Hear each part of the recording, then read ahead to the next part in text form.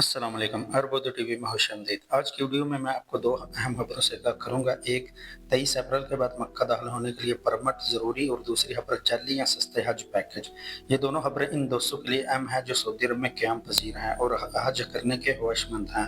वो दोस्त इस वीडियो को आखिर ज़रूर देखिएगा, वीडियो को लाइक और दूसरे दोस्तों के साथ शेयर भी कीजिएगा, और वीडियो के मुताल्लिक़ कमेंट सेक्शन में अपनी कीमती राय का इजहार भी ज़रूर कीजिएगा।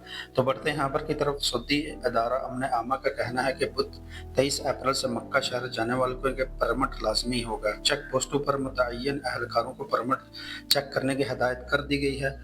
तफसीलात के मुताबिक इदारा अमन आमा की जानिब से जारी तफसीली बयान में कहा गया है कि 25 शवाल 1446 हिजरी ब मुताबिक 23 अप्रैल 2025 बरोज बुध से मक्का जाने वाले तमाम रस्तों पर मौजूद चेक पोस्टों के जिम्मेदारों को मुतला कर दिया गया है कि मक्का परमिट के बगैर किसी को जाने की इजाज़त नहीं होगी। बयान में मजीद कहा गया है कि हज अमूर के तहत मज़कूरा तारीख से इन तमाम गैर मुल्की कारकुन को जिनके पास इकामा या मशार मुक़द्दसा में दाखिला परमिट नहीं होंगे, या ऐसे गैर मुल्की जिनके इकामे मक्का से जारी नहीं हैं, या हज परमिट न रखने वाले अफराद को ज़वाबित के मुताबिक चेक पोस्ट से वापस लौटा दिया जाएगा। अदारा अमन आमा का मजीद कहना है कि हज ज़वाबित के तहत परमिट का अजरा मुतहदा पोर्टल मनसा तसरी के जरिए किया जा रहा है, जो अबशर या मुकीम पोर्टल से लिंक है। पोर्टल से मुकर्रर ज़वाबित के मुताबिक मक्का परमिट हासिल करने के बाद ही शहर में दाखिले की इजाज़त होगी। और दूसरी सबसे अहम खबर यह है कि मक्का मुकरमा पुलिस ने सस्ते हज के लिए सोशल मीडिया पर इश्तिहारी मुहिम चलाने पर 4 गैर मुल्की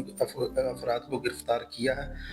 तफसीलात के मुताबिक कानून नाफिज करने वाले इदारे का कहना है कि फर्जी हज खदमात के हवाले से मुलजमान ने सोशल मीडिया पर इश्तिहारी मुहिम शुरू की थी, जिसमें अंदरूनी मुल्क यानी सऊदी अरब में रहने वाले गैर मुल्कियों को सस्ते हज पैकेज के हवाले से राग़िब करने के लिए मशार मुक़द्दसा वादी मना, अरफात और मुज़दलिफ़ा में क़याम व तआम की पेशकश की गई थी, जो गलत और फर्जी था। सिक्योरिटी फोर्सेस का कहना है कि इन लोगों को गिरफ्तार करके इनसे लैपटॉप और दीगर चीज़ें कब्जे में ले ली गई हैं। सिक्योरिटी फोर्सेस का मजीद कहना है कि मुलजमान को हिरासत में लेकर इनके खिलाफ जेल साजी का मुकदमा दायर करने के बाद इन्हें पब्लिक प्रोसिक्यूशन के सुपुर्द कर दिया गया है, जहां से केस अदालत को भेजा जाएगा।